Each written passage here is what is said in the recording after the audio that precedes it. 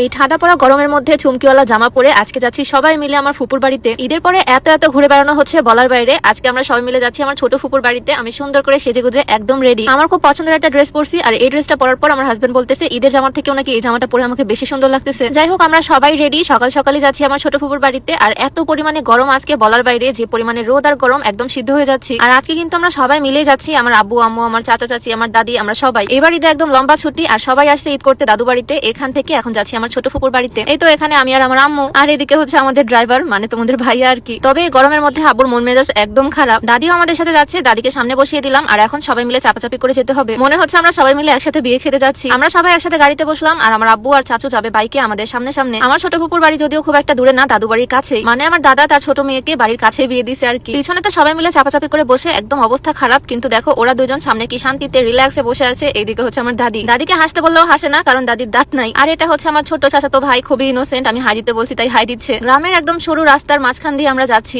মাঝে মাঝে রাস্তা দেখে তো মনে হচ্ছে এইটা সরকারি রাস্তা না, এটা কারো উঠানে চলে আসছি। তো 20 মিনিটের মধ্যে ফুপুদের বাড়ির এলাকায় চলে আসলাম। বাজার থেকে আবারও মিষ্টি দই নিয়ে নিল। ঈদের সিজনে এত দাওয়াত খাওয়া হচ্ছে বলার বাইরে। আর খেতে খেতে খুবই ঠান্ডা একটা গ্রাম। এই জায়গাটা দেখলে বুঝতে পারবা গ্রামটা কত বেশি সুন্দর। আগে তো প্রত্যেক ঈদে আমি চলে আসতাম আমার ছোট চাচুর সাথে। প্রত্যেক ঈদের মধ্যে বিকালবেলা চলে আসতাম ফুপুর বাড়িতে ঘুরতে। তবে এখন আর আসা হয় না 2 বছর ধরে। 2 বছর পর ফাইনালি আজকে আসলাম আমি আমার ছোট ফুপুর বাড়িতে। এই বাড়িটা যদিও এখন কমপ্লিট হয়নি, এটা ফুপুদের নতুন বাড়ি। এই বাড়িতে আমি প্রথমবারই আসলাম। আমার ফুপার বিশাল বড় একটা গোয়াল আছে, তবে কুরবানি ঈদের পর এখন গোয়ালটা একদম ফাঁকা, শুধু ছোট ছোট 2টা বাছুর আছে। বাড়িঘর একদমই নতুন, মানে এখনো কাজ কমপ্লিট হয়নি। অনেকদিন পর এখানে এসে খুবই ভালো লাগতেছে আমার। এই দুপুরবেলা ঘরের মধ্যে বেশ ভালোই গরম, সিলিং ফ্যান এখনো লাগানো হয়নি, তাই হাত পাখা দিয়ে বাতাস করতেছি, মানে স্বামীর সেবা করতেছি আর কি। আর এদিকে আমার ফুপু চলে আসলো ঠান্ডা ঠান্ডা শরবত নিয়ে। ওকে নিয়ে ছোট ফুপুর বাড়িতে প্রথমবারই আসলাম, মানে বিয়ের পর এই বাড়িতে প্রথমবার আসলাম আমি। নতুন জামাই বলে কথা, একদম স্পেশাল ট্রিটমেন্ট পাচ্ছে। নাস্তা শেষ করে আমরা সবাই মিলে একটু গল্প গুজব করলাম, আর তারপরে বসে পড়লাম। দুপুর খাসি সবকিছুই আছে। তবে আমার ফুপু গরুর মাংস, খাসির মাংস রান্না তো করছে, সাথে মুরগির মাংসও করছে। মাংসের কালার দেখে হয়তো বুঝতে পারতেছো খেতে কি পরিমাণে মজা। খাওয়া দাওয়া আমাদের কমপ্লিট, আর তারপরে আমার ফুপু আমার জন্য গাছের পেয়ারা মাখিয়ে নিয়ে আসলো। এটা হচ্ছে আমার ফুপুর ছোট ছেলে, মানে আমার ফুপুর তো ভাই আর কি। আর ওকে আমি খুব খেপাই ওর দাঁতগুলো নিয়ে। ও তো লজ্জায় আমার সামনে দাঁত খুলে হাসতেই চায় না। তবে আমার ছোট্ট ভাইটা কিন্তু ভীষণ কিউট, মাশাআল্লাহ। খাওয়া দাওয়া শেষ করে একটু রোদ কমলে বের হলাম ঘুরতে, মানে গ্রামটা একটু ঘুরে ঘুরে দেখবো। আর আজকে আমি সুন্দর যে ড্রেসটা পরে আছি, এই সুন্দর ড্রেসটা আমি নিয়েছি unique style house Facebook page থেকে।